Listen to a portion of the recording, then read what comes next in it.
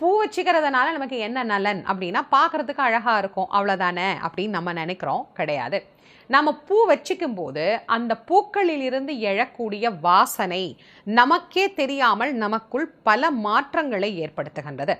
அப்படி என்னவெல்லாம் மாற்றத்தை நமக்கு தருது அப்படின்னா, முதல்ல கோவத்தை குறைத்து மன அமைதியை நமக்கு ஏற்படுத்துது.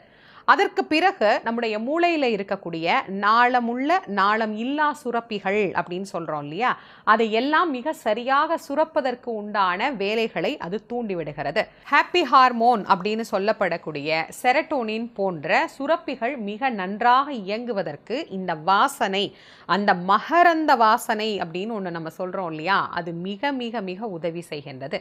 இது எல்லாத்துக்கும் மேல பூ வச்சிக்கும் போது இஎஸ்பி பவர் அப்படிங்கிறது பெண்களுக்கு அதிகமாக இருக்கு அப்படின்னு ஒரு சில ஆராய்ச்சிகள்ல சொல்றாங்க. அப்படின்னா என்ன?